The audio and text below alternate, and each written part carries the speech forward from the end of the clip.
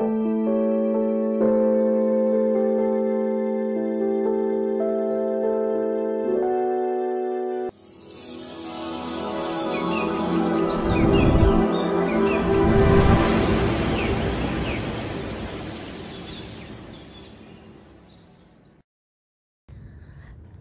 chào bạn nhé. Video hôm nay Liễu sẽ hướng dẫn bạn móc một chậu treo kiểu dâu tây mini rất là cưng, mà mình phối theo là dâu non á. Dâu non thì kiểu trái hồng và lá nó cũng non, cho nên là một phiên bản nó khá lạ lẫm và đẹp mắt. Thì chậu dâu treo này mình có thể treo trang trí ở phòng làm việc, phòng khách, hoặc là treo trên xe ô tô, ở cái góc học tập của mình cũng được. Miễn có cái góc nào mà chúng ta có thể treo trang trí được là mình có thể treo những cái chậu dâu tây mini cưng xỉu này ha. Rồi thì để hoàn thành được cái chậu dâu tây này, các bạn sẽ chuẩn bị cho mình là tổng cộng tất cả là 5 màu len nha. Màu bé sữa này để chúng ta móc cái phần chậu, rồi màu xanh non, móc lá, móc hoa, móc trái. Mình hướng dẫn cho các bạn là miêu cô tông loại 50g mát đen ha. Thì tương ứng với cái dòng len này, các bạn chuẩn bị cho mình là kim móc là đầu 4/0, tương ứng với kim 2.5mm. Rồi bên cạnh đó các bạn chuẩn bị thêm cho mình là một chiếc kim khâu len để chúng ta khâu ráp nè, và một cái ghim đánh dấu để mình móc cái phần trái dâu mình đánh dấu cho nó dễ nhớ vòng nha. Chuẩn bị thêm cho mình một ít gòn nữa là chúng ta có thể hoàn thành được cái chậu dâu tây treo cưng này ha. Rồi thì toàn bộ những nguyên liệu Liễu vừa hướng dẫn Liễu đều có bán ở shop. Các bạn mua ủng hộ cho Liễu bằng cách làm mở vào bài mô tả. Mình có để link Shopee, Lazada và TikTok. Các bạn mua link nào cũng được, mình cũng có bán đầy đủ các sản phẩm này hết cả. Rồi chuẩn bị đầy đủ nguyên liệu rồi mình cùng học móc với Liễu nha. Đầu tiên chúng ta sẽ học móc chậu trước nha. Các bạn sẽ tạo cho mình một vòng tròn ma thuật, rồi móc lên 3 mũi móc xích.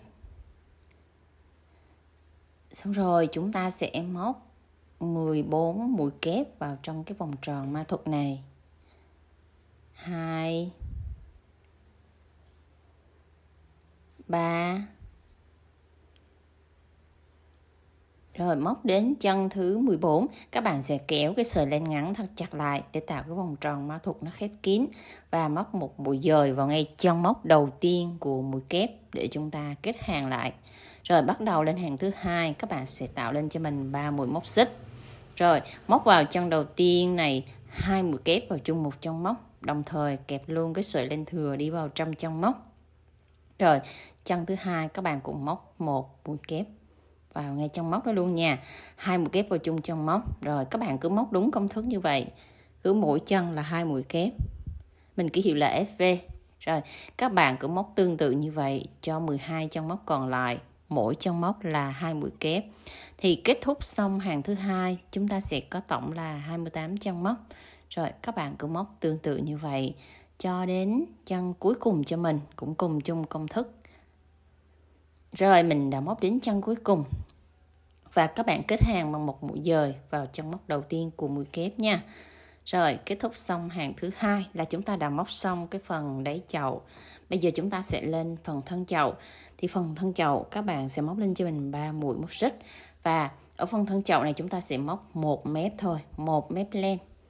Đó, cho nên là các bạn sẽ lấy một sợi len ở phía bên trong, mình ký hiệu là mũi PLO. Một mép len các bạn chỉ cần móc một mũi kép thôi, không có tăng mũi nữa nha. Đó. Rồi cứ lấy một mép len, các bạn sẽ móc đều mỗi chân móc một mũi kép. Thì kết thúc xong hàng thứ ba, các bạn sẽ có tổng là 28 mũi kép ở 28 chân móc, và luôn luôn là chừa một mép ở bên ngoài lại cho mình ha. Rồi mình đã móc đến chân cuối cùng. Đó. Rồi các bạn cùng kết hàng tương tự giống như cái hàng ở dưới vậy ha. Rồi như thế là mình đã xong hàng thứ ba. Thì khi mình chừa một mép thì nó sẽ phân biệt giữa đáy chậu và thân chậu rồi. Bắt đầu lên hàng thứ tư, lên cho mình 3 mũi móc xích, và cái chân mũi đầu tiên các bạn sẽ móc mũi ngoặt trước. Đó, mũi ngoặt trước là chúng ta sẽ không có đâm kim vào trong chân móc, mà đâm kim vào dưới cái mũi kép của chúng ta. Rồi chân thứ hai chúng ta sẽ móc một mũi kép bình thường.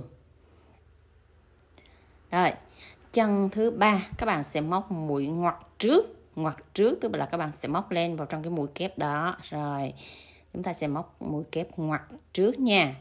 Đó, các bạn cứ nhớ là chân trắng là các bạn móc mũi ngoặt, cái chân lẻ là các bạn sẽ móc mũi ngoặt, và chân chẵn là chúng ta sẽ móc mũi kép bình thường. Cứ như vậy các bạn cứ móc là một ngoặt một lẻ, một ngoặt một lẻ như vậy cho đến hết hàng cho mình. Thì tổng ở hàng thứ tư chúng ta vẫn có tổng là 28 chân móc, miễn sao là các bạn cứ chia ngoặt kép đó, các bạn cứ chia đều như vậy cho mình ha. Rồi các bạn cứ móc tương tự như vậy cho đến chân cuối cho mình nha. Rồi, và các bạn sẽ lưu ý cho mình ở chân cuối này, ở chân cuối của mình là chân mũi kép đó, nhưng các bạn sẽ móc cho mình là mũi ngoặt trước để tiếp nối với 3 mũi móc xích kia, thì nó tạo thành một cái mũi dời khép kín đó, nó sẽ khép kín lại cho nó không có cái đường hở của mối nối. Chứ các bạn móc mũi kép bình thường khi mình kết hàng lại nó sẽ có một cái đường hở lõm ở giữa, cho nên các bạn lưu ý chân cuối là các bạn sẽ móc mũi ngoặt trước cho mình nha. Đó, rồi bắt đầu lên hàng thứ 5 thì các bạn cũng móc lên 3 mũi móc xích, và chân đầu tiên sẽ móc mũi ngoặt trước cho mình. Hàng thứ 5 thì nó sẽ tương tự như hàng thứ tư, tức là các bạn chân nào các bạn móc ngoặt thì móc ngoặt, chân nào móc kép thường thì kép thường, cứ nối tiếp như vậy. Ở hàng thứ tư như thế nào thì hàng thứ 5 cũng móc tương tự như vậy luôn đó. Mũi ngoặt nó sẽ hiện ra dễ hơn, cho các bạn thấy dễ dàng hơn ha. Rồi cứ như vậy các bạn sẽ móc tiếp tục cho mình tương tự công thức như hàng thứ tư cho hàng thứ 5 đó. Các bạn cứ để ý là chân nào ngoặt thì chúng ta móc ngoặt, và chân thương thì chúng ta sẽ móc mũi thương, rồi một mũi kép thương đó. Cứ như vậy các bạn móc hết hàng cho mình luôn nha. Rồi, và đến hàng thứ 6 cũng tương tự công thức như hàng thứ tư và hàng thứ 5, đó là chúng ta sẽ hoàn thành 3 hàng móc mũi ngoặt ha. Rồi qua hàng thứ 7 các bạn móc lên cho mình một mũi móc xích, và chân đầu tiên chúng ta móc một mũi đơn. Rồi các bạn sẽ móc đều là mỗi chân móc một mũi đơn hết như vậy cho mình luôn. Là tổng hàng thứ 7 chúng ta sẽ có là 28 chân móc nha. Đó, 28 mũi đơn ở 28 chân móc. Rồi các bạn cứ móc như vậy cho đến hết hàng cho mình nha. Rồi đến chân cuối thì chúng ta cũng kết hàng tương tự giống như các hàng khác vậy đó. Rồi xong rồi thì bây giờ chúng ta sẽ tạo một cái sợi dây xích để nó thiết kế thì kiểu chậu treo. Thì các bạn sẽ tạo cho mình là 85 mũi móc xích nha. Rồi sau khi tạo xong 85 mũi móc xích đó, thì các bạn sẽ hạ xuống cho mình cái chân đối diện này. Đó, mình bóp cái chậu lại ở chân đối diện nha. Đó, rồi các bạn sẽ móc vào đây cho mình là một mũi đơn. Đó, xong rồi chúng ta sẽ kết xuống dưới một mũi đơn, hoặc là chúng ta sẽ cắt len. Đó, thì các bạn sẽ cắt len và đẩy sợi len ra khỏi cái kim móc để tạo cái sợi dây dài, và chúng ta sẽ kết thêm 1 đến 2 mũi đơn xuống dưới đáy chậu nữa, để cho cái sợi dây treo của chúng ta nó chắc chắn, nó không bị tuột các bạn nha. Đó, các bạn kết một đơn như mình đó, rồi kết thêm một đơn nữa ở cách một chân móc, như vậy nó mới chắc ăn được các bạn ha. Đó, đó luôn luôn kiểu chậu treo là các bạn phải kết chắc cho thật là chắc cho mình như vậy ha. Đó, thì như vậy nó mới đảm bảo cái sợi dây của chúng ta khi mình treo hoa nó không có bị bung, bị tuột. Rồi đến phần mà móc mặt đất thì các bạn lưu ý cái phần móc mặt đất cho mình nè. Đó, các bạn sẽ móc mũi nửa kép thôi. Đó, thì mình cũng tạo vòng tròn ma thuật tương tự như móc phần đáy chậu. Đó, chân đầu tiên chúng ta móc mũi nửa kép, chân thứ hai mũi nửa kép, chân thứ ba nửa kép. Rồi chúng ta sẽ móc trong vòng tròn ma thuật này 14 mũi nửa kép cho mình nha. Sau khi móc đến chân thứ 14 á, rồi thì chúng ta cũng kết hàng tương tự giống như chúng ta kết hàng ở phần thân chậu vậy nha. Rồi xong hàng thứ nhất ở phần mặt đất, bắt đầu lên hàng thứ hai, chúng ta cũng móc 2 mũi móc xích. Chân đầu tiên móc mũi nửa kép. Rồi chân tiếp theo chân đầu tiên đó chúng ta móc thêm một mũi nửa kép nữa, tức là một chân móc chúng ta móc 2 mũi nửa kép nha các bạn.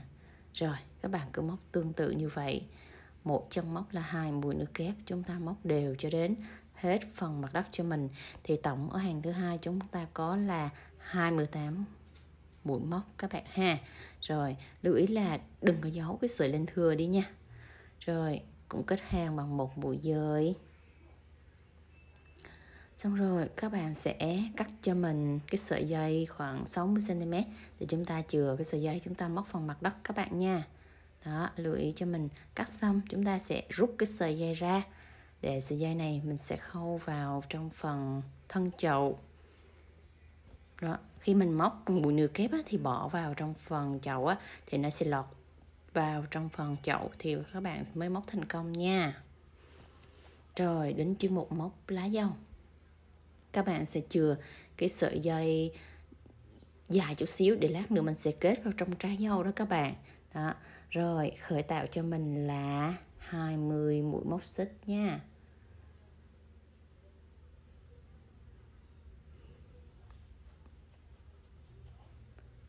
Rồi khi các bạn móc đủ xong 20 mũi móc xích thì chúng ta sẽ dừng lại nha. Rồi bắt đầu các bạn sẽ đếm lùi lên nè. Chân thứ nhất, chân thứ hai, chân thứ ba. Các bạn sẽ móc vào chân thứ ba cho mình là một mũi dời. Và các bạn mà nếu lấy được 2 mép len thì càng tốt. Đó, để chúng ta tạo một cái vòng tròn ma thuật. Thì tại vị trí này các bạn sẽ móc cho mình vào đây 8 mũi đơn vào chung một chân móc nha. Đó, để nó tạo thành một cái vòng tròn ma thuật, chúng ta móc 8 mũi đơn vào đây. Các bạn sẽ xoay đều. Rồi móc đều cho mình vào trong cái vòng tròn này. 5 6 7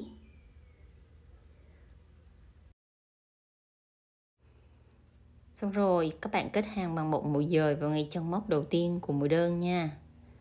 Đó là chúng ta đã tạo xong vòng tròn ma thuật. Rồi lên một mũi móc xích, móc vào chân đầu tiên này một mũi đơn. Đó. Rồi móc tiếp một mũi nửa kép vào ngay chân móc đó luôn các bạn. Xong rồi chúng ta lên một xích, 2 xích, móc một mũi dời vào ngay hai cái mép len mình vừa tạo đó các bạn. Đó, hai mép len mình vừa tạo nha. Rồi móc kéo lên qua luôn. Đó, gọi là một mũi dời. Thì chúng ta gọi là mũi bông dâu. Rồi đến chân thứ hai các bạn sẽ móc một mũi kép, xong rồi lên 2 mũi móc xích. Rồi quay kim lại, chúng ta cũng cho kim vào hai cái sợi len này. Chúng ta móc một mũi dời, gọi là mũi bông dâu. Móc tiếp một mũi kép vào tại chân móc đó luôn. Và cứ mỗi chân móc là các bạn sẽ móc 2 xích, rồi móc một mũi dời, tạo một mũi bông dâu. Cứ một chân móc là chúng ta tạo một mũi bông dâu. Và mỗi chân móc là chúng ta móc 2 mũi vào chung một chân móc nữa ha. Đó, 2 mũi vào chung một chân móc. Như vậy thì chiếc lá của mình nó mới xòe tròn đều và đẹp. Rồi tiếp tục ở chân thứ 3, 4, 5, 6, 7, mỗi chân móc các bạn đều móc 2 mũi kép vào chung một chân móc. Và mỗi mũi kép các bạn đều tạo một mũi bông dâu tương tự giống như ở chân thứ hai mình vừa móc nha. Đó, cứ mỗi kép các bạn lại quay kim lại, chúng ta vô 2 sợi len để tạo một mũi bông dâu. Rồi, đó, thì cái công thức móc nó sẽ tương tự như vậy, các bạn móc tiếp nha. Rồi đến chân cuối cùng, còn lại một chân cuối thì chúng ta sẽ móc một mũi kép trước, một mũi nửa kép, sorry các bạn. Xong rồi chúng ta lên 2 mũi móc xích. Rồi quay kim lại, chúng ta tạo một mũi bông dâu. Đó, cho kim vào 2 sợi len, móc một mũi dời các bạn nha. Rồi móc một mũi đơn vào ngay chân móc đó tiếp các bạn. Đó, xong rồi chúng ta kết hàng lại bằng một mũi dời vào ngay chân móc của mũi đơn đầu tiên. Rồi, đó là xong chiếc lá. Và để chiếc lá nó tạo cái cuốn lá và nó tiếp theo cái sợi dây xích này thì các bạn sẽ cách móc này, các bạn sẽ bỏ 1, 2, 3 đến chân móc thứ tư, chúng ta sẽ móc một mũi dời vào ngay chân móc thứ tư này các bạn. Đó, dời kéo lên qua luôn. Rồi để tạo cuốn lá thì các bạn sẽ dời lên thêm 2 chân móc nữa, một chân, 2 chân. Đó, rồi các bạn sẽ thấy là trong sợi dây nó tạo ra được cái cuốn lá rồi ha. Đó, quay hai mặt nó rất là đều. Rồi bắt đầu chúng ta sẽ lên sợi dây xích để tạo một chiếc lá thứ hai tiếp. Thì các bạn sẽ phân bổ chiếc lá, các bạn muốn cái lá nó thưa thì các bạn sẽ tạo khoảng là 21 xích, còn chiếc lá nó dày thì các bạn sẽ tạo khoảng 15 xích. Đó là hai chiếc lá nó sẽ gần nhau và cách nhau là khoảng là 3 cm. Còn chiếc lá nó thưa các bạn sẽ tạo 21 xích, thì khoảng cách giữa hai chiếc lá nó cách nhau là 4 cm. Đó, thì các bạn sẽ tạo cái mũi móc xích như thế nào thì tùy vào cái sự bố cục cái chậu của các bạn nha. Đó, như mình là mình tạo sợi dây này có hai chiếc lá thì mình tạo 20 mũi móc xích, và bắt đầu quay lại chúng ta sẽ tạo thêm một chiếc lá thứ hai, cũng công thức tương tự như vậy. Đó, thì các bạn sẽ tạo tiếp công thức của chiếc lá thứ hai cho mình cũng tương tự như vậy nha. Chân đầu đó, các bạn sẽ tạo vòng tròn ma thuật và móc 8 mũi đơn vào trong vòng tròn ma thuật này. Đó, để cho tạo nên được cái cuốn lá trước. Xong 8 mũi đơn rồi thì chúng ta cũng móc kết hàng vào ngay cái chân mũi đơn đầu tiên để tạo thành một cái vòng tròn. Đó, các bạn sẽ kết hàng vào ngay mũi đơn đầu tiên đó cho mình nha. Cái chân kết hàng nó hơi khó thì chúng ta dời qua chân thứ hai. Rồi thì công thức lên chiếc lá các bạn cũng tương tự như chiếc lá lúc nãy, móc lên một mũi móc xích, chân đầu tiên móc một mũi đơn. Rồi chúng ta móc tiếp một mũi nửa kép vào ngay tại trong móc đó luôn các bạn. Và lên 2 mũi móc xích để chúng ta tạo cái mũi bông dâu. Tương tự giống như chiếc lá kia vậy các bạn. Đó. Rồi, sang chân thứ hai chúng ta móc một mũi kép. Lên 2 mũi móc xích, 1 xích, 2 xích và tạo một mũi bông dâu. Rồi tiếp tục chúng ta móc tiếp một mũi kép nữa. Rồi lên 2 mũi móc xích. Rồi chúng ta tạo mũi bông dâu. Rồi cứ tương tự như vậy các bạn móc tiếp 6 chân móc còn lại cũng cùng chung công thức giống như chân thứ hai, tức là mỗi chân móc chúng ta móc 2 mũi kép và tạo 2 mũi bông dâu ở chung một chân móc nha. Đó. Rồi các bạn cứ lặp lại tương tự là 2 kép, 2 mũi bông dâu, 2 kép cho đến chân cuối cùng nha. Chừa lại chân cuối cùng chúng ta sẽ móc tiếp giống như lá thứ nhất vậy đó. Chân cuối cùng thì chúng ta móc vào đây là một mũi nửa kép, tạo mũi bông dâu. Rồi móc một mũi dời các bạn. Luôn luôn mũi dời là phải vào 2 mép len nha. Rồi bắt đầu móc một mũi đơn. Đó. Rồi chúng ta kết hàng bằng một mũi dời vào ngay chân móc đầu tiên. Rồi cũng tương tự bỏ ra 3 chân móc, chúng ta sẽ móc một mũi dời vào chân thứ tư. Móc thêm một mũi dời và một mũi dời nữa để mình tạo cái cuốn lá. Đó. Mỗi chân móc các bạn dời kim qua. Dời kim qua. Rồi. Đó, mình đã tạo được cái cuốn lá rồi nha. Rồi bắt đầu là chúng ta móc lên tiếp các mũi móc xích nữa để mình tạo cái sợi dây treo vào trong cái phần thân chậu. Thì các bạn sẽ móc thêm cho mình là 7 mũi móc xích nha. Mỗi sợi dây cố định ở trên đỉnh là 7 mũi móc xích để nó tạo cái chiều dài của cái phần dây đó, chúng ta cột vào phần trong thân chậu. Đó, móc cho mình 7 mũi móc xích. Đó, đã tạo được cái chiều dài đủ rồi. Thì các bạn sẽ canh chỉnh cho mình vừa đủ rồi chúng ta sẽ cắt len ha. Thì cái cắt len này các bạn sẽ cắt cho mình chừa lại 5 cm để cái sợi dây này chúng ta cột vào trong phần mặt đất. Lát nữa mình sẽ hướng dẫn các bạn kỹ cái kỹ thuật mình cột vào trong phần mặt đất nha. Rồi mình đã xong chiếc sợi dây thứ nhất. Chúng ta học móc tới trái dâu nha. Rồi đầu tiên các bạn tạo cho mình một vòng tròn ma thuật, móc lên một mũi móc xích và móc vào trong vòng tròn này 6 mũi đơn. 1 2 3 4 5 6. Xong 6 mũi đơn các bạn siết chặt cái sợi len ngắn lại và chúng ta móc theo kiểu xoắn ốc để cho trái dâu này nó tròn đều đẹp. Thì cái chân đầu tiên này cũng là chân cuối cùng của hàng thứ nhất nhưng mà là chân đầu tiên của hàng thứ hai. Rồi thì các bạn sẽ móc tiếp vào đây cho mình một mũi đơn. Thì cái chân đầu tiên móc một mũi đơn này chúng ta sẽ ghim vào để nó đánh dấu đây là chân thứ hai, chân thứ nhất của hàng thứ hai nha các bạn. Rồi chân thứ nhất là 1x, chân thứ hai là 1V, 1V là mũi tăng ha các bạn ha. Đây này, chân thứ nhất mình đã đánh ghim rồi ha, đánh ghim tức là chân đầu tiên rồi, thì chân thứ hai chúng ta sẽ móc vào đây là 1V, 1V tức là chân tăng nha. Rồi chân thứ ba là 1x, chân thứ tư là 1V, tức là chúng ta cứ móc 1x 1V, một tăng một không tăng như vậy đó các bạn, lặp lại 3 lần. Rồi đến 1x này, đến 1V. Đó, chân cuối cùng là chân tăng các bạn nha. Đó là mình đã xong hàng thứ hai, thì tháo cái chân ghim ra để chuẩn bị là lên hàng thứ ba. Đúng cái chân này là cái chân để chúng ta lên hàng thứ ba nha. Rồi hàng thứ ba các bạn sẽ móc chân đầu tiên này là một đơn này, một đơn hay còn gọi là một x các bạn ha.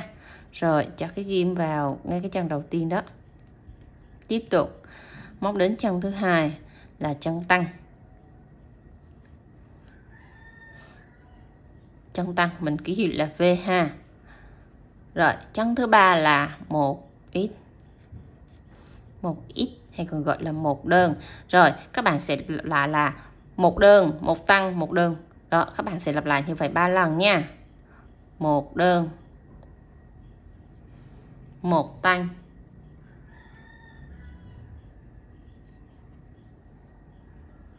rồi tiếp tục cứ một đơn một tăng nữa các bạn ha.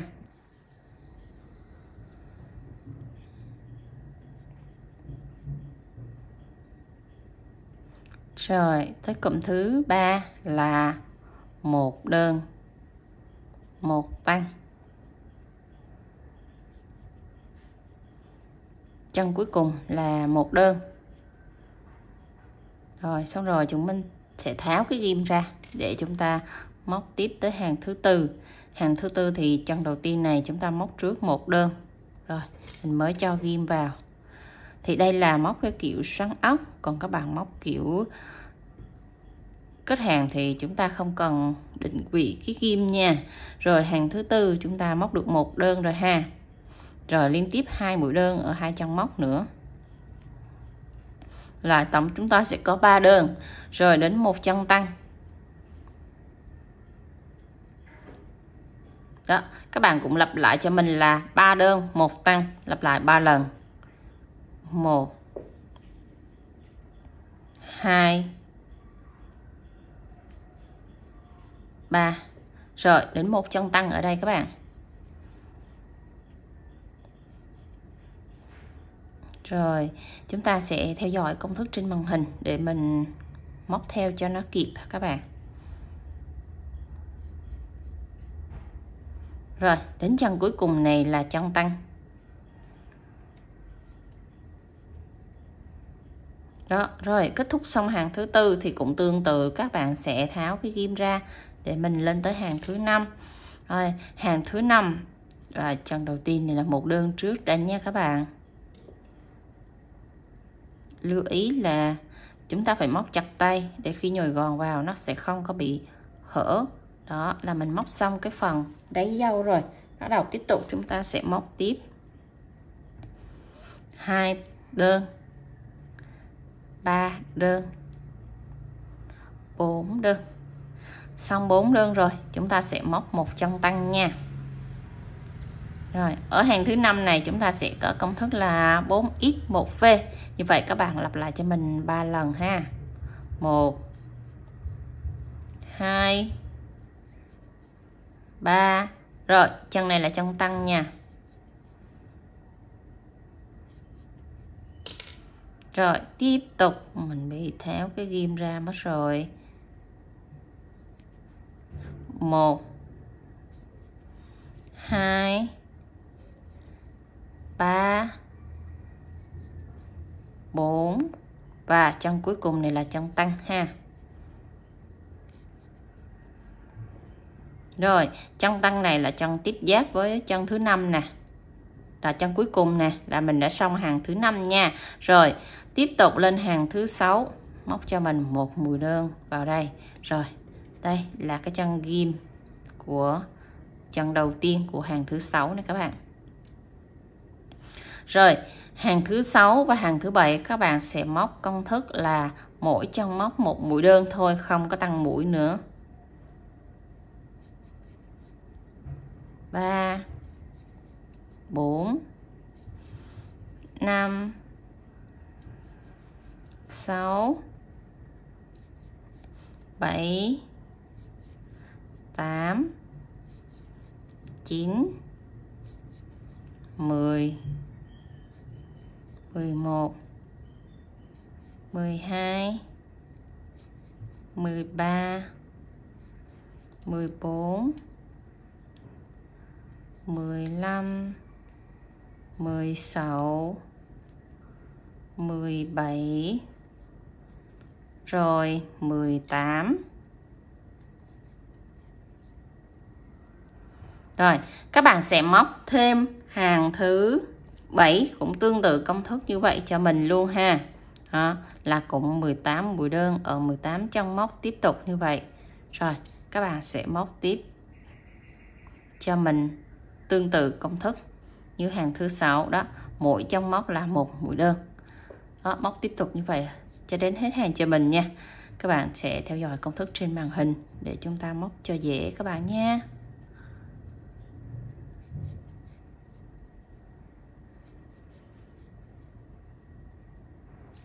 Rồi các bạn cứ móc tiếp tục như vậy cho đến chân cuối nha.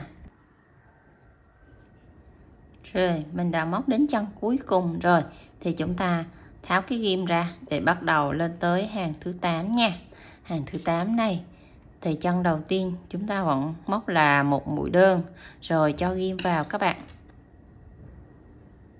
Hàng thứ 8 này trở đi chúng ta sẽ bắt đầu giảm mũi nha. Rồi chân đầu tiên là một mũi đơn rồi, chân thứ hai một đơn, thứ ba một đơn, thứ tư một đơn. Rồi xong 4 mũi đơn ở 4 chân móc rồi nha. Chân thứ 5 và chân thứ 6 chúng ta sẽ bắt đầu móc mũi giảm. Rồi dồn lại là 1 ha. Rồi tiếp tục 4 chân liên tiếp là 4 chân đơn.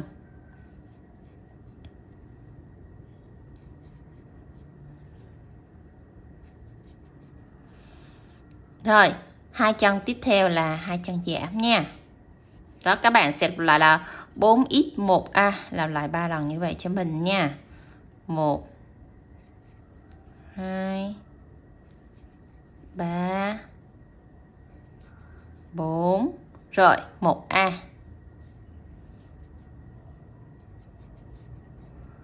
Đó là xong hàng thứ 8. Lên hàng thứ 9, bỏ ghim ra. Móc ở chân đầu tiên này cho mình là một mũi đơn trước ha. Xong rồi các bạn sẽ cho ghim vào. Tiếp tục chúng ta sẽ móc tiếp công thức giảm nữa. Ở hàng thứ 9 chúng ta sẽ có công thức là 2x1a. Rồi các bạn sẽ lặp lại công thức như vậy nha. Đây là 1x rồi nè. Rồi 2x. Xong chúng ta sẽ móc vào đây một mũi giảm. Rồi tiếp tục 2x1a, 1x nè, 2x nè, tới một giảm nha, một giảm ở đây.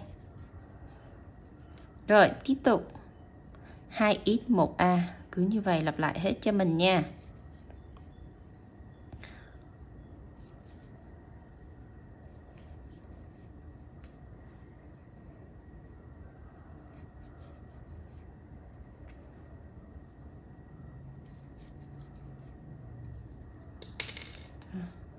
Rồi cái ghim của mình nó rớt ra rồi. Rồi thì đến cái chân này thì chúng ta sẽ bắt đầu là dừng lại để mình nhồi gòn vào nha. Rồi các bạn sẽ cho gòn ở cái hàng móc thứ 9 nha. Rồi cái khúc cho gòn thì nó hơi nhỏ, cho nên các bạn sẽ lấy cái dụng cụ cho gòn hoặc là dùng cái đầu nhọn của chiếc kéo đó. Mình sẽ đẩy hết gòn vào để cho nó căng tròn cái trái dâu của mình lên nha. Đó, phải đẩy bằng cái đầu nhọn của chiếc kéo này thì trái dâu của mình nó sẽ có cái độ bầu tự nhiên từ phía dưới lên ha. Rồi, sau khi nhồi gòn căng thì các bạn phải canh này, cái đít dâu thì nó phải có cái độ nhọn và nó sẽ bầu bầu lên từ từ như thế này. Rồi, bắt đầu chúng ta sẽ móc tới hàng thứ 10. Hàng thứ 10 thì tất cả chúng ta đều là dồn mũi hết, không có móc mũi đơn nữa. Đó, thì các bạn sẽ móc hết mũi dồn lại cho mình nha. Cái gòn nó căng thì là các bạn sẽ lấy tay đè cái gòn xuống để chúng ta móc mũi dồn ở đây. Rồi, cứ như vậy các bạn sẽ móc đều là mỗi chân móc. Chúng ta sẽ móc một cặp mũi giảm đó các bạn, mình hay gọi là mũi dồn, nhưng trong nguyên tắc nó gọi là mũi giảm nha. Đó.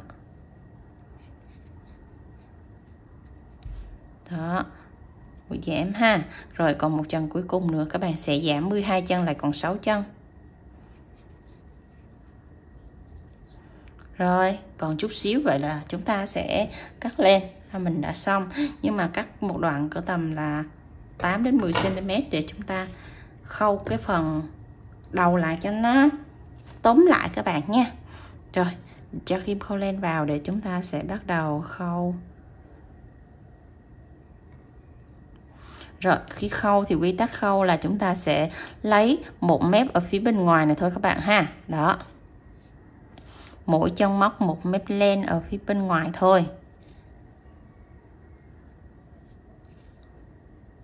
Thì chúng ta sẽ có tổng là 6 chân móc, thì các bạn sẽ lấy đúng 6 chân móc ha. Thì nó mới rút lại được cái trái dâu của chúng ta nó tròn các bạn nhé.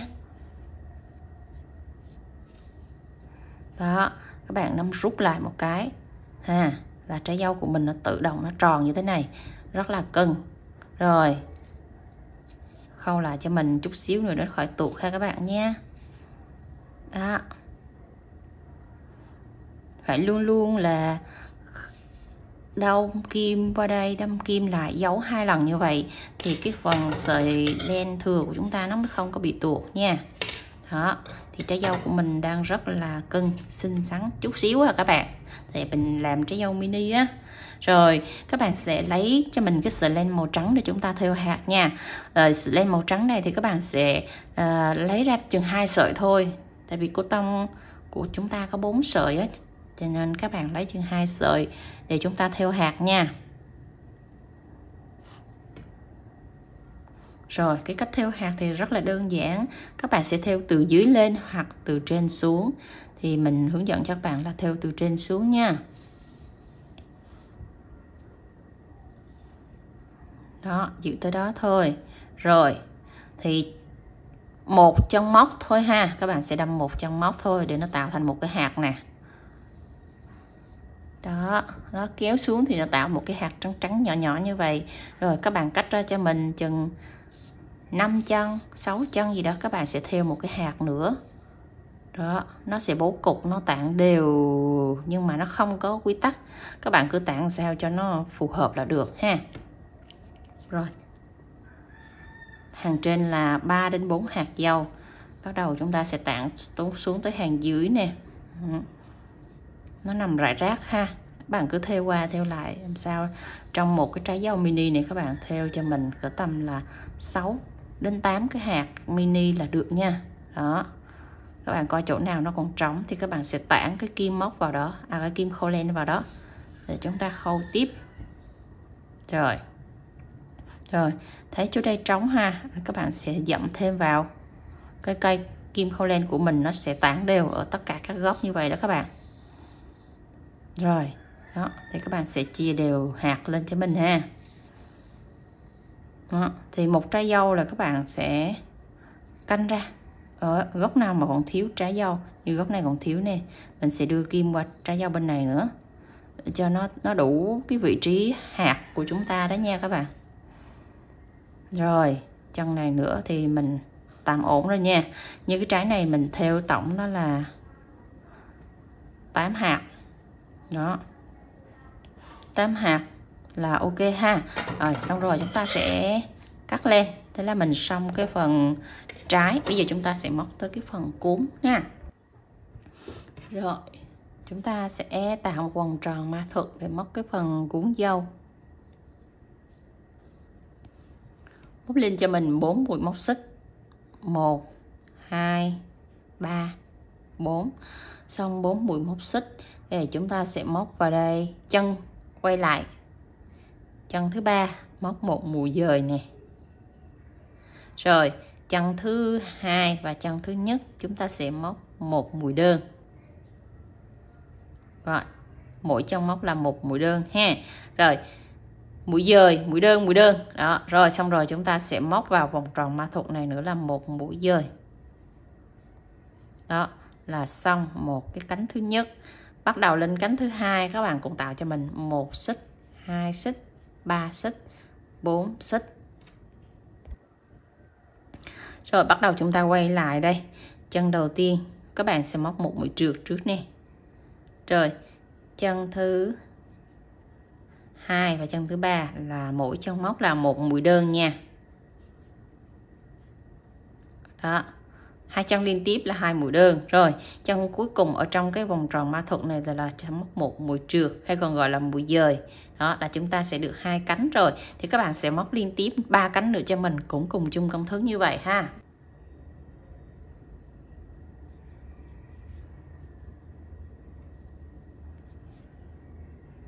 Rồi, mình đã móc đến cánh thứ 5 cũng là cánh cuối cùng rồi các bạn.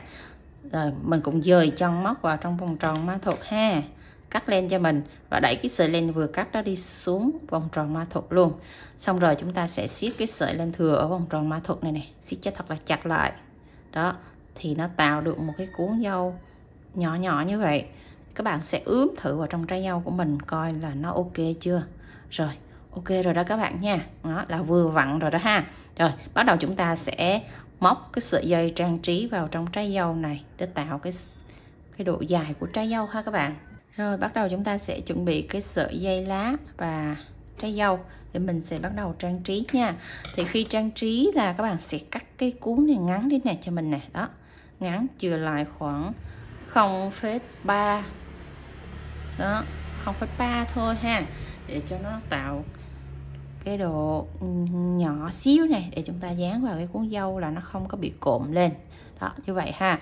Trước khi dán cái cuốn dâu thì các bạn sẽ móc cái sợi này nè, cái sợi dây này nè.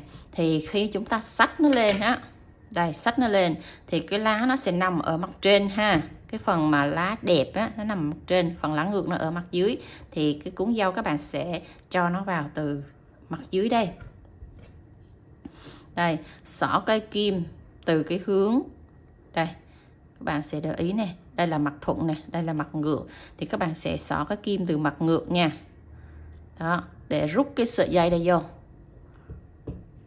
rút cái sợi dây vô để chúng ta tạo một cái phần sợi dây á, nó đang gắn kết từ cái cuốn dâu xuống tới trái dâu đây ha. Đó, rút từ mặt ngược thì cái cuốn nó bắt đầu nó ở mặt thuận rồi các bạn. Rồi, ở mặt thuận rồi chúng ta sẽ bắt đầu móc vào trong cái trái dâu này để nó tạo cái độ chắc nè, để mình treo nó khỏi bị tuột các bạn. Đây. Đó. Siết chặt lại ha. Siết chặt lại, móc cho mình một mũi móc xích nè. Rồi, đó là các bạn đã thấy nó cảm thấy nó chặt rồi nha. Rồi, nhưng mà nó chưa có chắc đâu. Tại vì mình treo cái thời gian rất là dài, cho nên là chúng ta sẽ móc thêm một chân nữa. Chân nữa thì các bạn cũng móc từ trung tâm của cái vòng tròn ma thuật này thôi, chứ các bạn đừng có móc xa ra, thì lúc đó nó sẽ khó dán, nó che được cái khuyết điểm lại. Đó, bạn móc thêm cho mình một chân như vậy nữa nha. Đó, tổng là 2 chân móc nha. Rồi, xong rồi chúng ta sẽ cắt cái sợi len thừa này đi, nhưng mà cắt ngắn vừa đủ thôi. Các bạn đừng có cắt ngắn quá nha. Vừa đủ như vậy để chúng ta dán cuốn xuống cho nó ôm, nó che lại. Đó, các bạn lưu ý như vậy cho mình nha. Rồi, tại cái cuốn dâu đây, các bạn sẽ dán ôm nó che hết cái chỗ mà chúng ta vừa móc cái sợi dây xích đó. Rồi, thì chúng ta sẽ chuẩn bị keo nến để mình sẽ dán trực tiếp xuống nha. Rồi, chúng ta sẽ bắt đầu cho một lượng keo ít thôi các bạn. Đó, chỉ cần một ít ở trong cái phần vòng tròn ma thuật này thôi nha, là mình sẽ đẩy được cái phần cuốn nó xuống nè. Đó, đẩy hết phần cuốn nó xuống cho mình, che nó lại ở cái chỗ mà mình móc cái mũi móc xích đó. Mình chỉ cần dán hờ như vậy thôi là nó đã dính rồi. Nhớ là phải ở trung tâm thì cái cuốn nó mới đẹp các bạn nha. Đó, đây là cái phần cuốn mà mình dán kiểu hở hời hời. Còn các bạn mà muốn dán cái cuốn cho nó ôm xuống á thì chúng ta sẽ đẩy một lượng keo nữa, nhưng mà nó ít thôi các bạn. Đây, ở từng cánh thì các bạn sẽ cho một lượng keo rất là ít xuống nữa. Rồi, đó, các bạn sẽ dán tương tự như vậy cho 5 cánh. Mỗi cánh chúng ta sẽ đẩy một lượng keo nhỏ như vậy ha. Rồi, để các cái phần cuốn nó sẽ ôm bo xuống dưới phần trái luôn. Mà phải cho ra thật là ít keo thôi các bạn nha.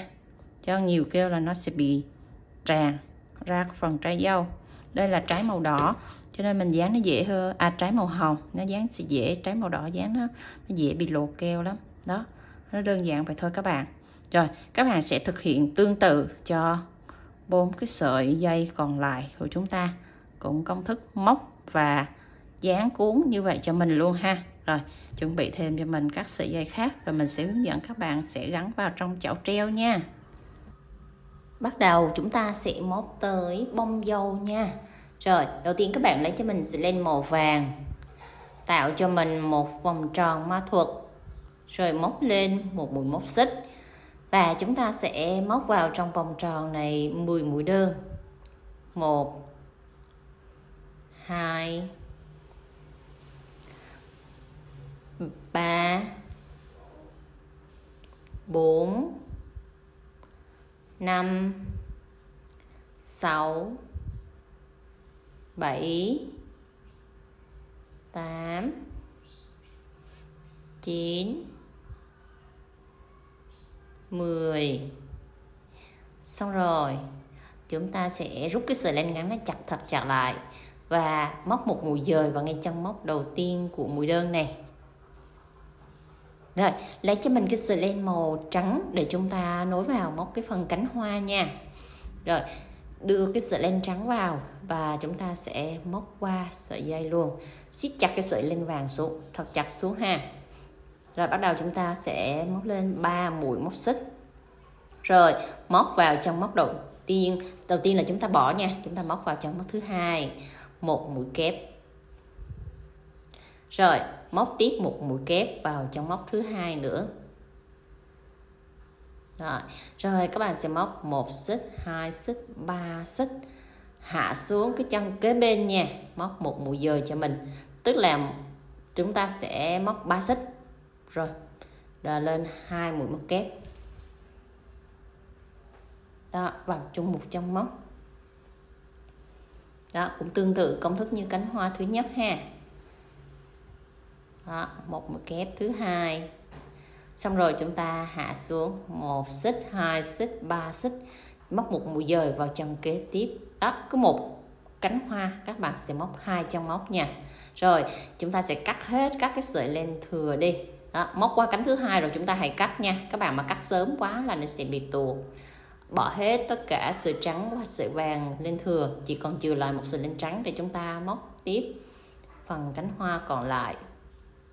Rồi mình đã móc được 2 cánh rồi ha, thì các bạn móc tiếp cho mình các cánh còn lại. Rồi đến cánh thứ 5.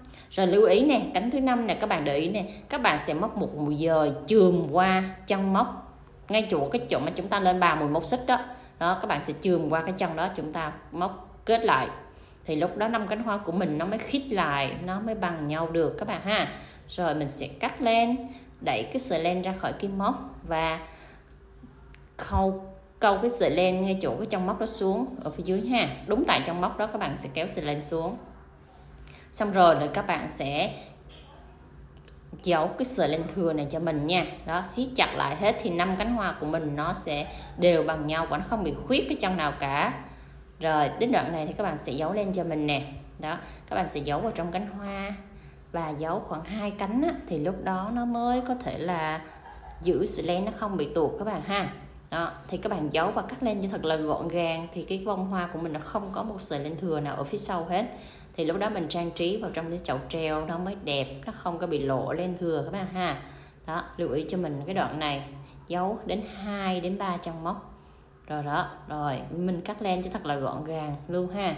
Mặt trước cũng như mặt sau rất là đều, không có bị lộ sợi len ra. Rồi, rất là đẹp các bạn ha. Rồi, trong một chậu treo thì các bạn sẽ móc cho mình tổng là 3 bông hoa ha. Rồi, chúng ta sẽ chuẩn bị tất cả là 4 sợi dây chậu treo. Thì cái phần bố cục của mũi móc xích á, thì các bạn sẽ tản ra như mình hướng dẫn lúc nãy, móc phần sợi dây đó. 20 xích thêm một lá, 10 xích ra lá, 7 xích ra một lá, 5 xích ra một lá. Đó thì các bạn sẽ bố cục nó như vậy. Thì trong một cái chậu treo thì các bạn sẽ bố cục cho mình là tổng cộng là 4 sợi dây, 4 trái và khoảng 8 đến 10 lá ha. Đó, các bạn sẽ bố cục như vậy. Đó, thì các bạn trang trí hết trái vào như mình hướng dẫn lúc nãy đó, là mỗi dây nó đều có một trái hết. Rồi, bắt đầu mình sẽ lấy cái phần mặt đất ra để mình sẽ luồn hết tất cả là 4 cái sợi dây mình chừa đó đi qua phần mặt đất hết nha. Đó, kéo hết cho thật là sát, rút hết tất cả là 4 cái sợi nó đi xuống phía dưới mặt đất luôn. Rồi các bạn sẽ siết cho thật chặt đến khi nào mà rút nó không lọt qua sợi dây nữa là ok ha. Các bạn rút cho đến mà nó đụng tới cái cuốn lá là được. Đó, thì 4 sợi dây nó sẽ đụng với 4 cuốn lá ở trên cùng. Rồi xong rồi chúng ta sẽ hai sợi dây mình chia ra, 2 sợi dây bên kia cùng với cái sợi mặt đất thừa đó, chúng ta sẽ cột rút chặt lại ha. Đó, chặt lại cho mình 1 đến 2 vòng nữa cho nó thật là chắc. Thì lúc đó cái phần trái của mình nó đeo nó cũng không có bị là nặng quá đó, nó không bị bung ha. Đó, rút lại cho mình thêm một lần nữa cho chắc các bạn. Rồi sau khi rút chắc xong chúng ta sẽ cho trang trí cái phần chậu cho mình nha. Cắt một miếng bìa cứng tròn, bỏ vừa lọt trong phần đáy chậu để tạo cái độ cứng của cái chậu, nó không có bị lõm phần đáy ha. Đó, vừa bằng như vậy. Rồi cho một lượng gòn vừa đủ, không có căng chậu quá.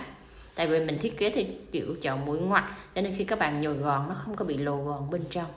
Đó là cái bí kíp để chúng ta làm cái phần chậu này nó đẹp đó các bạn. Đó, cho một lượng gòn vừa phải thôi, không có căng quá. Lưu ý cái phần chậu treo là như vậy các bạn ha. Đó, nó phải tròn đều hết 4 mặt như vậy cho mình ha. Rồi sau khi xong rồi thì chúng ta sẽ gắn cái sợi dây, hết toàn bộ những cái sợi dây thừa đi vào trong chậu luôn. Hoặc có thể các bạn sẽ cắt gọn đi, nhưng mình thì mình tiết kiệm á, thì mình có thể là bỏ cái sợi len thừa nó vào trong phần chậu luôn để mình khâu cho nó tạo cái độ phồng của chậu, mình khỏi phải cắt bỏ len thừa nó phí. Đó, rồi khi ráp vào là chúng ta sẽ bắt đầu khâu nè, để sát vào luôn các bạn, đẩy hết các cái sợi len thừa đi vào luôn nha. Đây, đó, nó khớp phần mặt đất rồi, chúng ta bắt đầu khâu nha. Một chân móc ở phần chậu, các bạn sẽ đẩy kim với một chân móc ở phần mặt đất. Rồi cứ như vậy là các bạn sẽ khâu một chân bên này khâu với một chân bên kia. Đó, các bạn sẽ khâu đều là tương ứng là 48 chân móc cho mình là 48 lần khâu nha. Đó, các bạn sẽ khâu đều như vậy cho đến hết vòng tròn của phần mặt đất và phần chậu cho mình luôn. Rồi nhớ mỗi chân là các bạn đều siết chặt lại cho mình như vậy hết nha. Rồi đến chân cuối cùng thì chúng ta sẽ giấu lên. Đó, chắc cái phần chân cuối lại cho mình chút xíu nữa nha. Đó, ghim cái chân cuối với chân đầu lại chút xíu, đó, siết chặt lại một lần nữa. Xong rồi mình sẽ giấu lên khoảng 1 đến 2 vòng vào trong phần mặt đất. Đó, để cho cái phần sợi dây của mình nó khỏi bị tuột thì các bạn sẽ giấu nhiều cái phần đoạn dây cho mình chút xíu như vậy ha. Đó, rút chặt. Rồi và chúng ta sẽ cắt lên.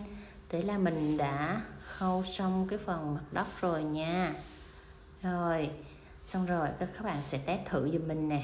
Đó, các bạn sẽ tản đều 4 trái dâu ra 4 hướng, cầm cái sợi dây nó lên thì cái sợi dây nó cân, nó không có bị ngã nghiêng. Đó, các bạn sẽ canh đều 4 góc hết như vậy cho mình. Chứ các bạn mà để một chùm 4 trái nó nằm một hướng á, thì khi mình xách cái sợi dây treo lên thì cái trái dâu của mình sẽ nặng về một hướng, nó không có cân. Đó, tản đều tách đều nó ra như vậy cho mình ha. Khi mình xách lên nó cân như vậy là các bạn đã làm thành công ok rồi các bạn ha. Đó, các bạn sẽ chỉnh như vậy cho mình. Đó, thấy 4 trái nó tản nó 4 góc rồi các bạn ha. Rồi đó, chỉnh cho các chiếc lá của mình nó xòe ngửa ra, nó ở mặt thuận các bạn. Đó là cách khi mình treo, mình trưng bày nha. Rồi bây giờ chúng ta sẽ đến cái phần trang trí bông hoa dâu vào trong cái chậu treo. Tại sao mình trang trí ở khâu cuối cùng? Đó, tại vì ở khâu cuối cùng thì mình mới biết cái sợi nào dài, sợi nào ngắn để mình trang trí. Rồi cho một ít keo vào trong cái phần bông hoa đó. Rồi bắt đầu các bạn sẽ ịn vào. Mình có 4 sợi dây đúng không, thì các bạn sẽ trang trí là 3 bông hoa trên 3 sợi dây, còn cái sợi dây còn lại là cái sợi dây mà đã 4 chiếc lá thì các bạn sẽ không trang trí đó, nó sẽ chia như vậy đó. Cho một lượng keo dài trên cái bông hoa và mình ịn vào trong cái phần sợi dây nó vừa đủ thôi các bạn, đừng cho keo dư nha, vừa đủ. Khi mình ịn vào thì hai mặt khi nó lật qua lật lại nó đều như nhau, nó không có lộ phần keo nào hết đó. Đây là một cái bông hoa trên phần nắp chậu, rồi chúng ta trang trí một cái bông hoa ở giữa phần thân chậu đó, và một bông hoa ở dưới phần trái đó. Các bạn sẽ tản cái bố cục 3 sợi dây với 3 bông hoa, nó tản ra 3 tầng như vậy ha. Đó, thì các bạn sẽ tản theo cái sở thích của các bạn như thế nào cũng được. Rồi, như mình thì mình tản theo bố cục là trên, giữa và dưới, nó sẽ chia ra 3 tầng như vậy. Do cái chữ chậu dâu của mình nó xinh cute. Rồi thì mình đã hướng dẫn cho các bạn hoàn thành xong cái chậu treo dâu tay mini rất là xinh. Thì các bạn có cái đoạn nào thắc mắc chưa hiểu thì các bạn cứ để lại phần bình luận bên dưới. Rồi mình bye bye các bạn nha. Hẹn gặp lại các bạn ở những video sau. See you.